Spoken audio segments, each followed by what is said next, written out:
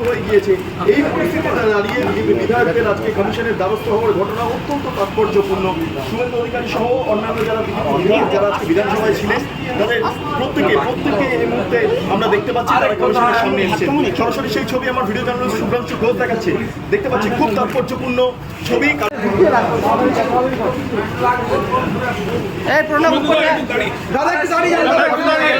দাদা একটু দাঁড়িয়ে যান।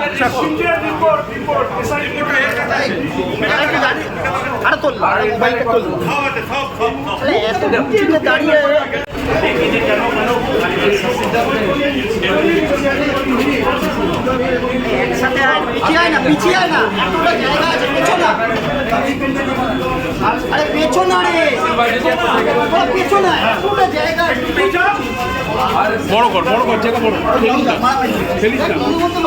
ফেলিস না পড়ে যাবো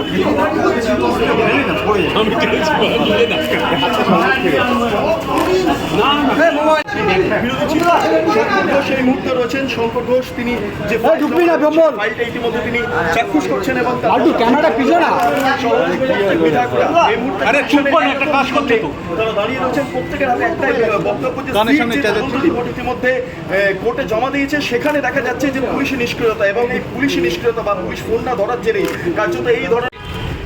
আপনি সেই পুলিশকে দিয়ে কেন 26-এর ভোট করবেন? এই তো সিট বলে দিয়েছে যে দুদিন ধরে পুলিশ, রাজ্য পুলিশ মানে মমতা পুলিশ জনগণের ফোন ধরেনি। তাহলে ভোটের দিন আর ভোটের আগের দিন ফোন না ধরলেই ঝামেলা মিটে গেল, যাওয়ার হয়ে যাবে।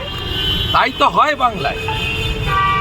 আমরা এই দুটো বিষয় নিয়ে এখানে যাব। আমাদের পার্টির প্রতিনিধি শিশির বাজরিয়াও আছেন, চিফ হুইপ শঙ্কর ঘোষ সহ প্রায় 25 জন মতো এমএলএ যারা আজকে বিধানসভায় এসেছিলেন তারা আমরা যাব। আর ওনাদের আমরা কেন্দ্রীয় নির্বাচন কমিশন কেন এটা সিবিআইকে দেবে না? কারণ এটা তো অরুণ গোড়াই একা করেছে তা নয়। কাকদ্বীপের এসডিও মধুসূদন মণ্ডল, ডিএম সুমিত গুপ্তা, ওখানে বাংলাদেশের রোহিঙ্গা মুসলমান বলেছে যে 10,000 টাকা তৃণমূলকে দিয়ে আমরা নাম তুলেছি।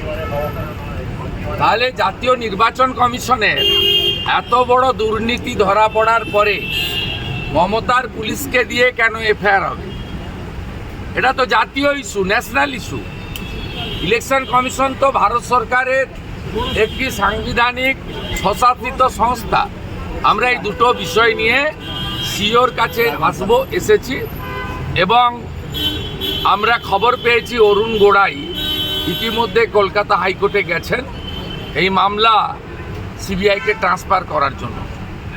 কারণ অরুণ গোড়াই, আমি যেটুকু কোর্ট থেকে জেনেছি, তিনি বলেছেন এটা আমি করিনি, আমাকে দিয়ে এসডিও ডিএমরা করিয়েছেন। এবং এটা একটা জায়গায় ঘটেনি, গোটা পশ্চিমবঙ্গে কয়েক লক্ষ ভোটার এইভাবে রোহিঙ্গা মুসলমানদের নাম তুলিয়েছে এখানকার প্রশাসন, আইপ্যাক, তৃণমূলের ভোট করানোর জন্য। এতে তারা সুফল পেয়েছে 21-এ এবং 24-এর নির্বাচনে। আমরা এবারে এগুলো করতে দেব না, আমরা বেরিয়ে এসে বাকিটা বলব। মুর্শিদাবাদে পুলিশের ভূমিকা নিয়ে প্রশ্ন ছিল।